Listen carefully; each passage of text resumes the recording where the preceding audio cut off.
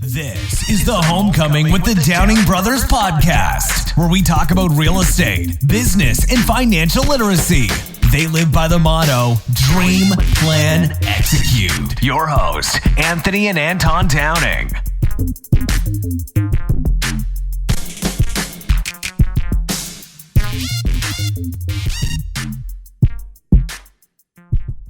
Welcome to Homecoming with the Downing Brothers. This is Anthony. This is Anton.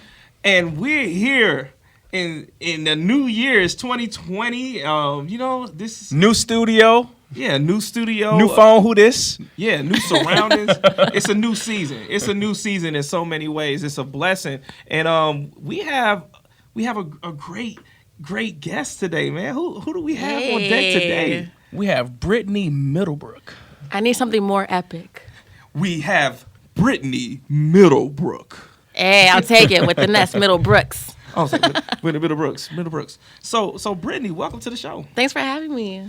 So this is Homecoming. So we always start off with people telling us their homecoming story. Okay. We want to know where you're from. Where were you raised? Born and raised right here. Oh, okay. And I was literally thinking to myself, like, when we introduced you, we didn't introduce the fact that you've been in all these pageants with, Miss Illinois and all of that good stuff too. Because believe me, man, she has a story to tell. Yeah, and of course, we always find it interesting. I love it. I love women that are in real estate that find their way into the real estate world. So I can't wait till we get to that part of the story. But now that we finished interrupting you, I interrupted him.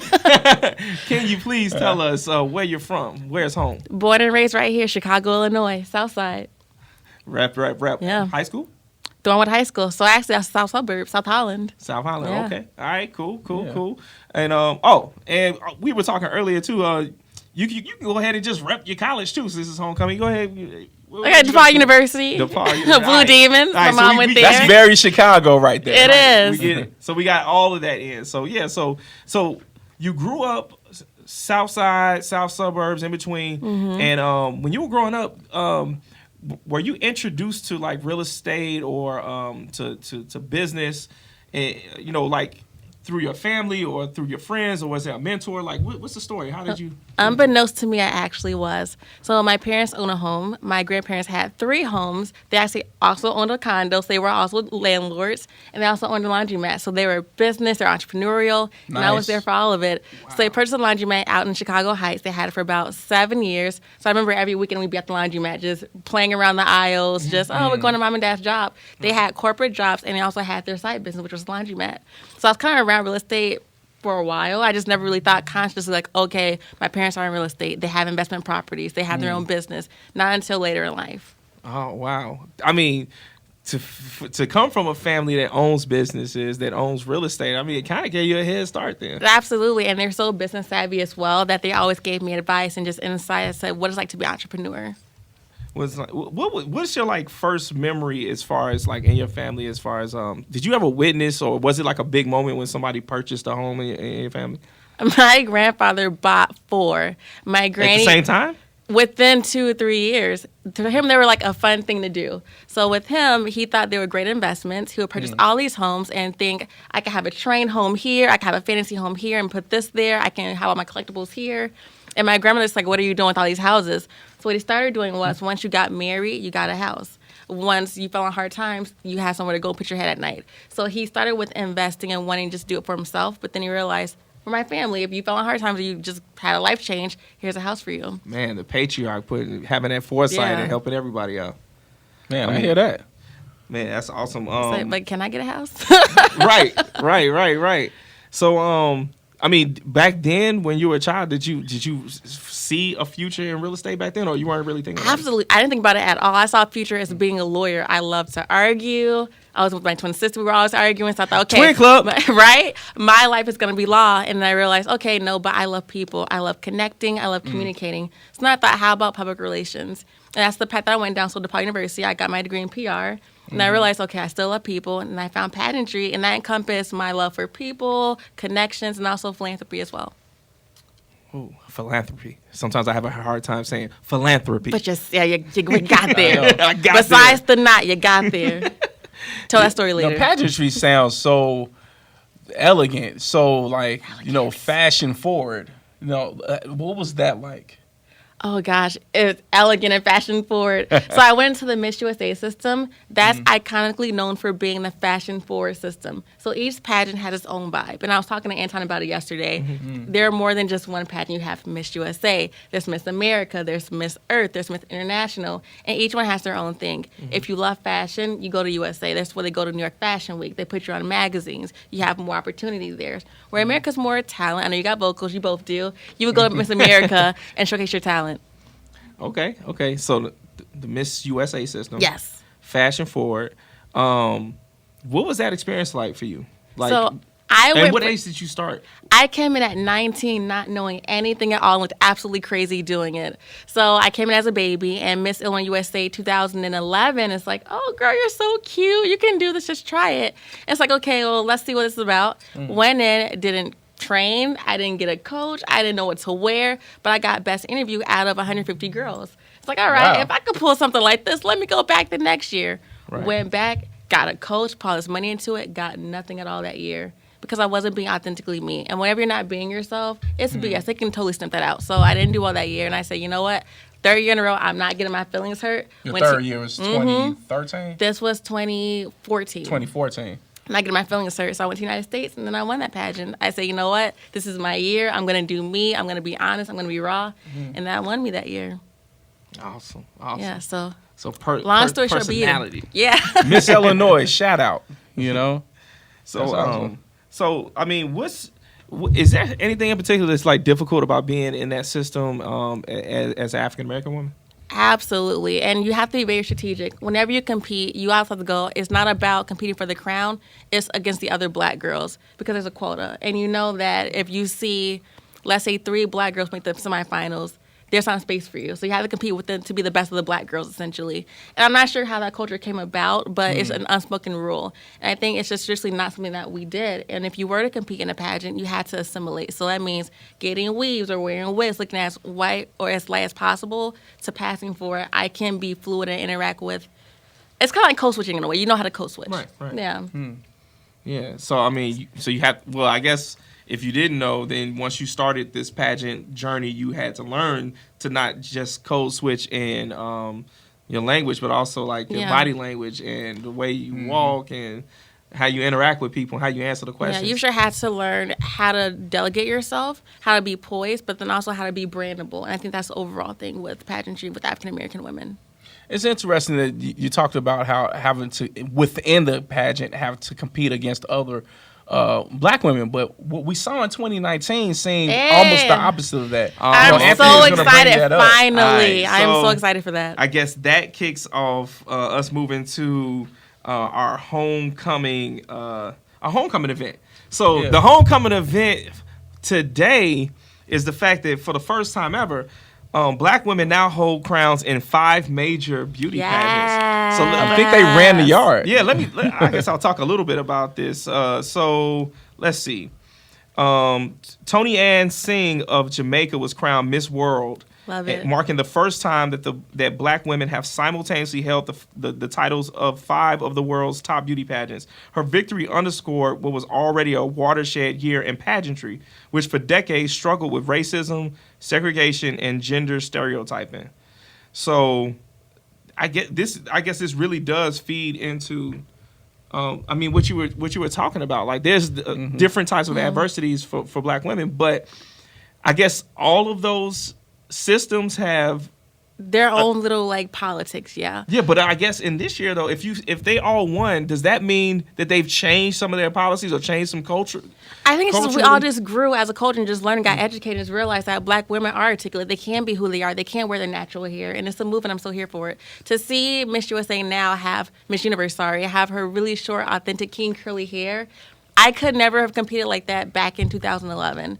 And to have that confidence that she has now, I wish I had that. So for little girls who can see that, I'm so here. Miss Universe 2019, she was Miss Jamaica, right? She was South Africa. South Africa. Right. And it was, was that Jamaica that was like big up in her? That was world. Yeah. That happened in World. Oh, sorry, France was World. You're confusing the pageants because they won all of them, but it was that one epic moment where I saw. That was Miss World. Yeah. It was France and Nigeria. Right, celebrating each other. Celebrating each other. And I thought that was huge. Most women would be crying if they were in the top 3 and didn't win. It's such a sisterhood, and that happens too. But to really see the growth of us as a system and as Black women and celebrating each other, it's really been on the forefront as of lately. So to realize, you know what, if not my time is your time, shine with them, I stand for you, that's incredible. Right.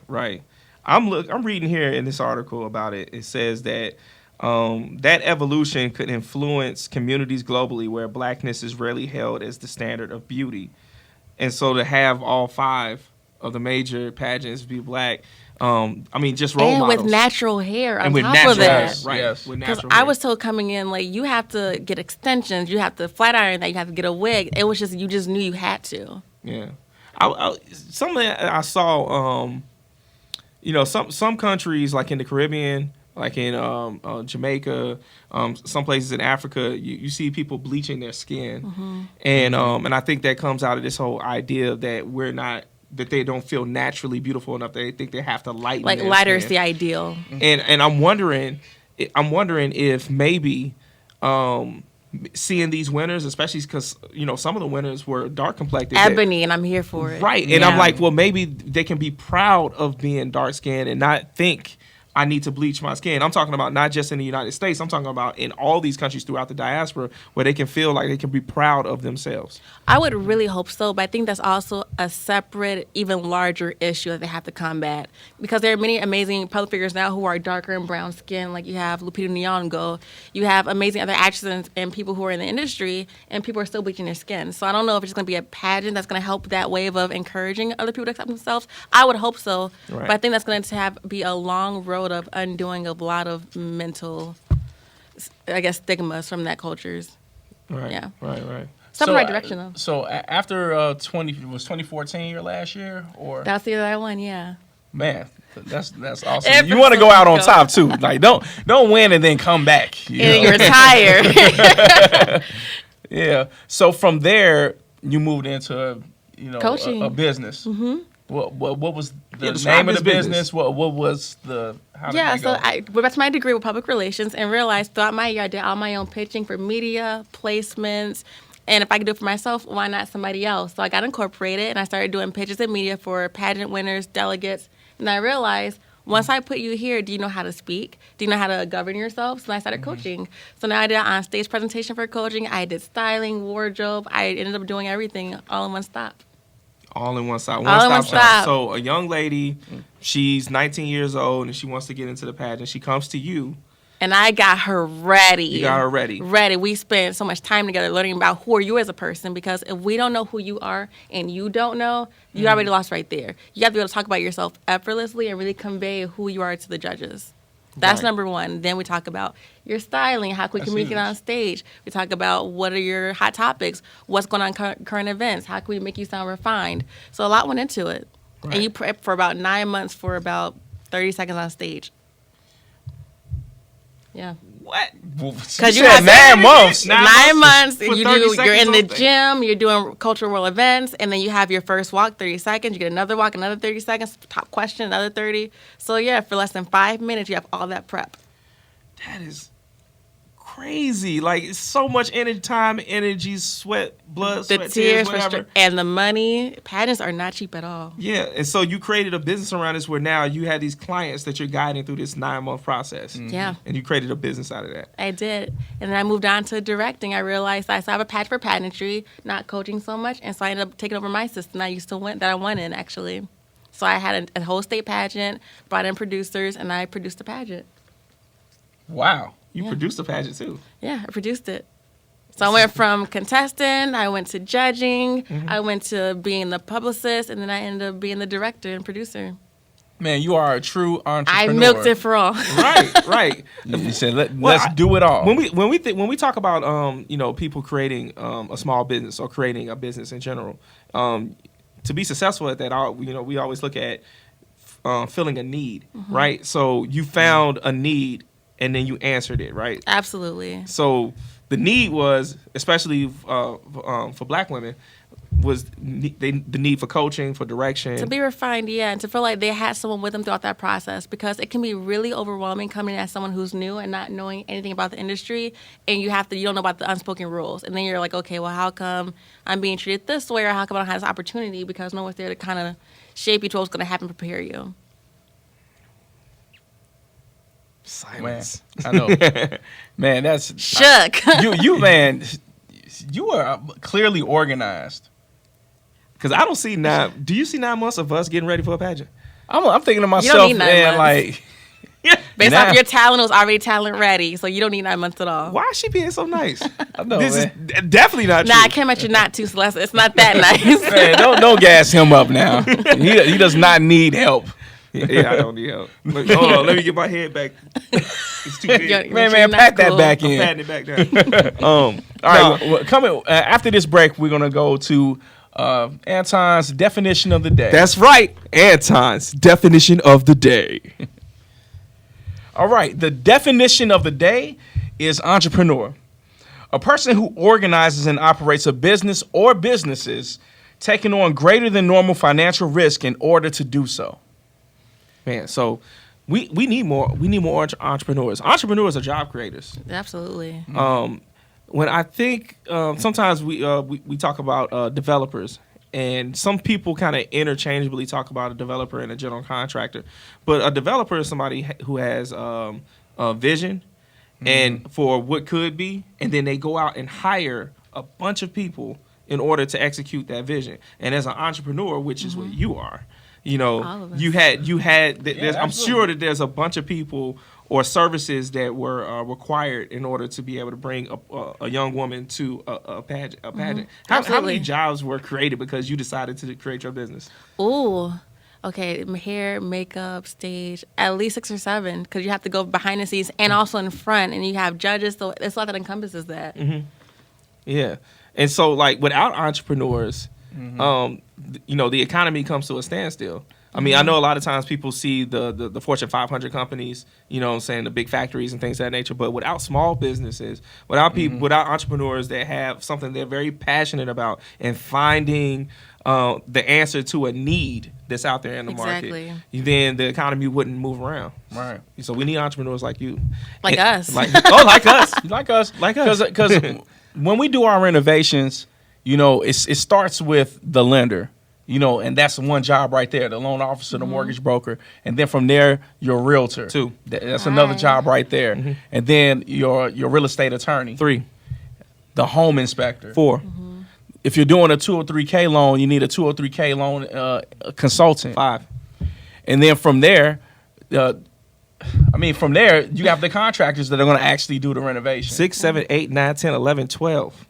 You know, so it goes a lot goes into it, and it really boosts our economy. Right. Absolutely. And so the more people are creating businesses like your business with pageantry, and the more people like us out here going ahead and developing homes, the more that our communities can, especially if it's happening within our communities. I'm talking about our neighborhoods where we're from.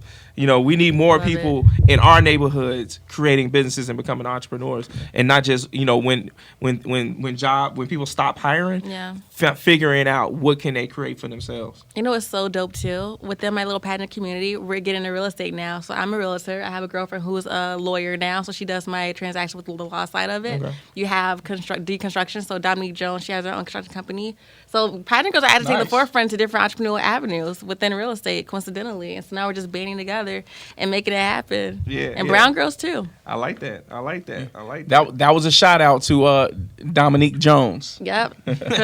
Crystal Sims. Because there's women out here renovating homes too. Yeah.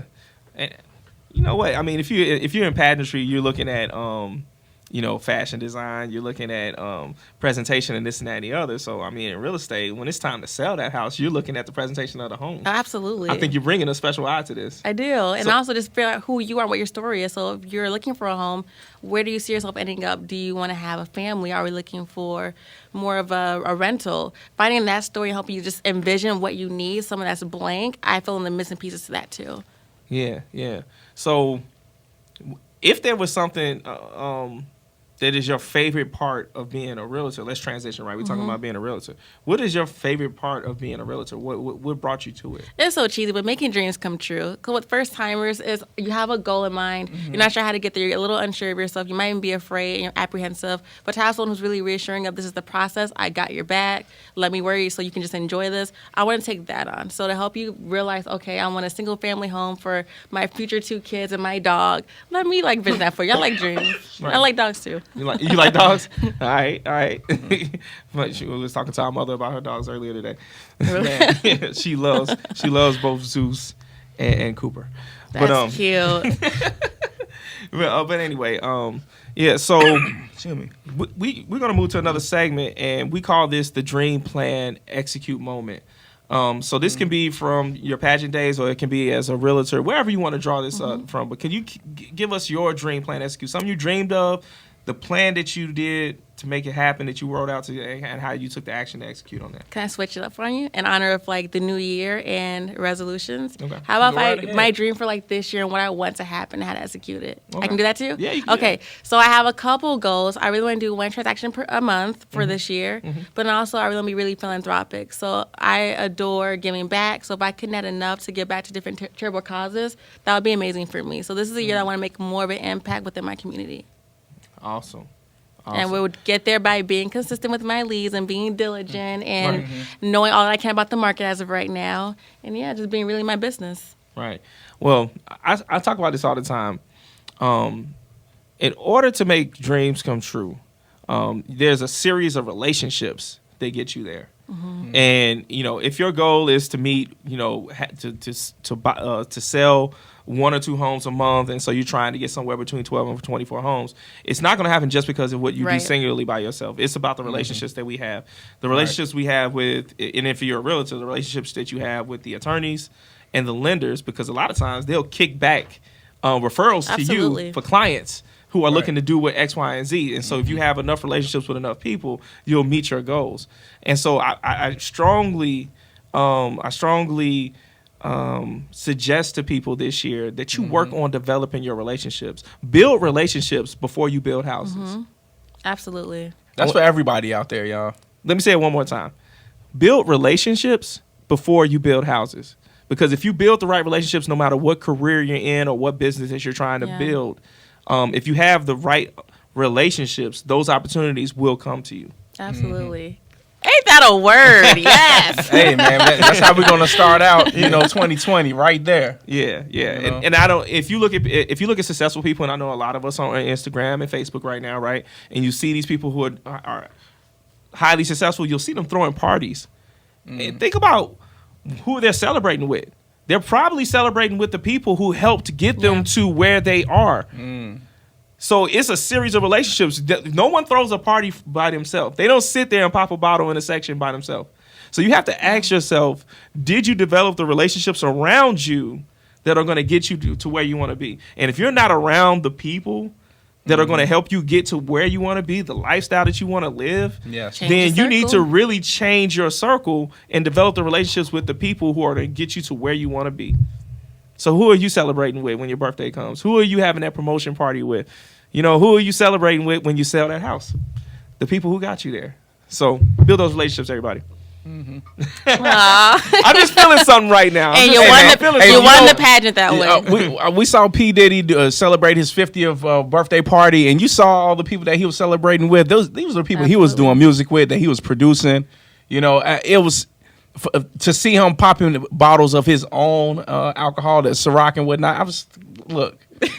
Well, if you want to talk about what stood out to me about the P. Diddy celebration, since we're talking about celebrations and relationships, I saw his children, right? Family, right? Gorgeous kids. And hey, this is our show. We can talk about what we want to talk about. So I mean, let's talk about it. Let's talk about it. I mean, you have to ask yourself: is God at the center of your life? Right? Family. Are you taking care of your family? Are you developing those relationships, right? Those are those first relationships that you're developing. And then the relationships with friends and associates and people that can help you get to where you want to be. But in that order, God, family, friends, and so on and so forth. Relationships, though. What is your relationships? looking like. So that's that beginning of the year 2020 evaluation for all of our homies that are out there listening to Homecoming with the Downing Brothers. Yeah, and for all those people that's listening to those really great rap songs about how I did it by myself, come on, nah, son. Yeah. You ain't do it by yourself. No, you didn't do it by yourself. You did not do it by yourself. So we're going to ask you right now, and this is the first thing that comes to your mind. First thing that comes to your mind. All right, don't be scared. Let's see. What does homecoming mean to you? It means love. It means coming back to that place that raised you, that you felt so embraced, that you felt so warm to be able to go out and chase your dreams, where you felt supported fully, where you could be your authentic self. I hear that. That to me is homecoming. I just think of Chicago and think of all my family here, my friends here, my community here, my church here. It's just an amazing feeling. Yeah. Yeah, we have to ask cute. that question. It's something important to us because homecoming has many meanings, and I wanted the name of our show to mean many things to many people. I mean, because homecoming could be referring to an actual home that we're working on, renovation, right? And people coming home to that house that we've built for them. But homecoming can also be like for us when we were in college, you know, all the friends and family getting together. When we were in school, we kind of didn't think about the fact all these alumni are coming back home to the school they graduated to show from. love, yeah. And it's those relationships that they're really coming back to. It's not the buildings. It's the relationships. That's what they're coming home to. And then, you know, high school homecomings. And then sometimes, you know, the cycle of life, we lose people, and then we have that funeral, and that ends up being a homecoming because so many people that we haven't seen in so many years come to the funeral, and that becomes like a family reunion type thing, right? You know what? That came to mind first, and I was kind of like, ooh, it's taking a whole different note to it, homecoming, passing away. But I'm glad you said that because there is beauty in coming together as a community and still celebrating. Right, right. And so, you know, but I always find it interesting to hear people when the first thing that comes to their mind when they think about homecoming. Which now brings us to, we coming full circle with this one. Well, so it's your homecoming cause. Is there a homecoming cause or a charitable organization that you care about and you want people to know about and support? Many. So number one for me is Alzheimer's awareness. I lost my grandfather to it about 5 years ago. Oh. So actually when I won my pageant, that was my platform throughout my entire year. So I did media for them. I went on Fox News, talked about going down to the summit, which is in the state Senate. And we basically tried to petition to get the Silver Act passed. And if you're not familiar, essentially when you attain dementia or Alzheimer's, you start to wander. And typically when you're caught wandering, they don't know how to handle the police. They don't know how to bring you back home safely. It's typically a combative situation. Not everyone kind of makes it. So with the Silver Act, it basically gave police officers the tools to handle those kind of situations and bring them back home safely. So I went down there with, you know, my team and with the association, and we got the Silver Act passed. And while I was down there, yeah, it passed. And this woman, she came up to me and said, you know, I watched the news every day at lunch, giving my dad, taking care of my father. I haven't left the house in about 8 months. I don't do my makeup. I don't get dressed. But I saw you on talking about your grandfather, and I came down here. And that will forever be the number one moment of, like, my philanthropic life of, okay, this is why I'm, like, caring about other people. This is why I do this. So that's number one. And then number two, I love the Ronald McDonald House charities. Okay. There's so much love in that house, and I hate to see children fall ill, but unfortunately it does happen for some families. And essentially what they do is they give families a place to stay close by to the hospital. So if you can't go home, at least you're at home where you're close, so you can take care of your children and still be in the area. You know what? The Ronald McDonald House, is it more than one location? There's more than one. I hate to have favorites, but Lurie Children's Hospital, I typically frequent that one the most. I put on a pageant night for the kids there. So we got Sprinkles Cupcakes. They sponsored us. I got Ulta Beauty sponsor as well. And we had makeovers. We had nail painting. We had desserts. And it was a fun night. That's great. Yeah. Okay. That's great. Thank you for doing that. I mean, I wasn't there, and it didn't have anything to do with me. Right. But it just made me happy to know you did something like that. Yeah. No, and I 100% support your cause. Understand, like, our paternal grandfather had Alzheimer's. Our great-grandmother on the Downing side, same thing. Like, it impacts a lot of families across the U.S., across the world. Right. And I learned so much through that. Like, I never knew that you watch someone just basically deteriorate. And so to be able to offer my personal backstory to it and to connect with you and others, I think that's amazing. Yeah. It's community. Well, I appreciate what you've done for that community and to help people and for all our listeners, please go back and listen. Oh wait, did you give the websites to what was it? Did we give a website? Or Instagram page. Instagram, so you can find me 2 places. Brittany Middlebrooks Real Estate, and that is with an S. So BRITTANY and Middlebrooks with an S. Real Estate on IG. And then on Facebook, Brittany Middlebrooks Real Estate. And yeah, my personal one is Brittany X Janae, Janae. Hey, well, look her up. Yeah, look her find me up. on one of them. I'm easy to find. And if they're looking to buy or sell a house, I guess they should check you out, right? Oh, please, yeah. Or talk about life, Right. And you know what? Now that we've kind of, talked about what homecoming means to us, and, you gave, right off the top of your head, you told us what you thought about homecoming. And, we always talk about what homecoming means. But is there any, interesting homecoming story, something that in your life at any level? It could have been in college. It could have been like a family reunion. Any kind of homecoming story that sticks out in your mind? This is family Christmas Eve. We do these annual parties. Okay, my cousin was Bernie Mac. He was a comedian here in Chicago. And your cousin was your not Bernie Mac. Bernie Mac? What? Yeah. Oh, wow. We could have led with that one. Wow. So how the story goes, I remember I was 6 or 7, and he was hosting a party this year, and he was into magic tricks. So he's like, all right, Britt, come here and show you a magic trick. So he lays out all these cards face down. He's like, all right, I'm a man of my word. Whatever that card says, I'm going to do to you. And it's like, all right, my cousin kind of crazy. I don't know what's going to happen. So I imagine. I picked a card, and I flip it over, and it said, love, give a hug. And he's like, oh, my gosh, come here. Every other card said kill. And I was like, I'm not playing this game no more. What? Bernie Mac. I can hear his voice right now. I ain't scared of you. Just pick a Oh, card. the Lord, that's exactly how it sounded. Pick a card. That's exactly You're what so it was. lucky you didn't pick the wrong card. But I'm going to give you a hug this time.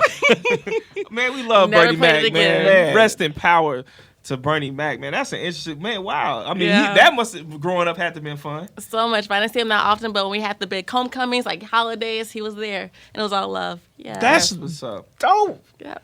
That's what's up. Man. Now I wish I was there. I wish I could have been there for got a that. chance to meet Bernie Mac in person. Or go to He any taught of me his the shows. trick, so I got you. He taught me how to do it. So, I don't want to pick the kill card, though. I want to get a hug, not get killed. Right. That's what's up, man. Hey, you know what? Those moments right there, those are the ones that that I think we look to. You know how people say you need to, cheer up or concentrate on something, on the positive, or remember the good times? Man, wasn't that a good time? Such a fun time. And I think sometimes when we're sitting there reflecting on life, sometimes we're focused too much on the negative things that are happening or have had happen to us. And we have to switch our mentality to start remembering and thinking of the positive things that happen, because at some point somebody did make you smile. At some point, someone did hold the door open for you. At some point, somebody gave you a piece of candy, or they said, you know what, you can have that last chicken wing. I don't know. And sometimes we also have to think about how it's the small things in life. Absolutely. Don't take for granted the small things in life that were positive and happen for you, because we need to value and be present for those things and not overlook them while we're thinking about all these negative things that are happening. Yeah. When I'm down and you have the last wing from Harold's and you give it to me, that's gonna lift me up, man. You know Okay, what? with the mouth I'm off. gonna sauce. try and be thoughtful every once in a while and give you some of the last of the heroes. And you know this is being recorded, right? Oh wait, this is recorded. Hey, now you know he's gonna hold me accountable to giving him the last wing the next time we at Harold's. I'm gonna tell y'all right now, this dude is the type that will have 6 wings, and we both have 6 wings, and he'll ask me for my last wing. So I get 5 wings, and he gets 7. Oh, man. Hey, man, if I'm down and I need you to lift me up, a wing with a mild sauce on it might do the trick. I mean, he is the younger one, so he needs. Oh, see, there you go. Hey, Yeah. I knew y'all wasn't going to be able to make it through this whole episode without ganging up on me. Both of them are the older twins. That's right. In fact, I need your twin sister to pull up right now so that, Just slide through next week. Don't worry. We got you. All right. Well, thank you for giving us that homecoming story. And you know what? Do we have something for her? Yeah. I got a gift I got heroes for me. Not quite heroes, but We do have a shirt. Yo, dream, and it's plan, olive green. execute. All right, this was the color of last year, so I'm so here for this. There you Nice. go. There you go. So cute. I hope you can you as Dream, now plan, execute, so dope. right, and you're a homecoming you. alumni now. You're one of the Yeah. homecoming homies. So That's love. I I can't can't wait help to but see love you it. rock that. And tell other people. Dream, plan, execute. Absolutely. Your And if sign is any of right. y'all want the shirt, y'all can go to our website. That's It's right. downingbrothers.com. We have a whole lot of different shirts, sweatshirts, all of that. It's quality. It feels really nice. It's soft. It's a high Right. thread count. And that's right. And it has Dream Plan Execute on that. And the reason why we have Dream Plan Execute is because that's Yeah. the motto. That is the motto that we live by. We dream about what we want. We plan on how we're going to get it. And then we take the actions that are required to execute it. Dream, Plan, execute. So thank you. Thank you. Rock that with pride. Absolutely. So, this is season 2, and so we're introducing a new segment, and we're calling this Anthony's After Set. And so, since this is our first time doing Anthony's After Set, I guess I got to introduce the concept. When you go to homecomings and you go to the party, you go to all the events and the parties and everything, then you go to the after set to the party. And sometimes when you're hanging out after set and people start getting real philosophical, everybody is getting late and there's all, people start they haven't seen their friends in a long time and they want to say something important or they just want to lay something heavy on somebody. And They might have had a couple drinks. I was going to say, they drink okay. too much, like philosophical. Yeah, but I always appreciate there's somebody who they really are pouring their heart out because they want people to walk away with something important before the night is over or before the sun comes back up. And so for Anthony's After Set, I want to talk about transformational thinking. And because we're in a new year and it's January, we've kind of talked about this before, being transformational rather than being transactional. And to be transformational is to change what you've been doing for the better. We need people to reset, rejuvenate, do whatever it takes so that they can transform into the best person that they can be. And this, for me, it takes you being intentional about having that transformation in your life. And in order for us to transform, it starts in your own head. It's not from the outside. It starts on the inside. From your heart and from your mind, and being honest with yourself about who you want to transform into. And so I want people who are listening to us, because I think people all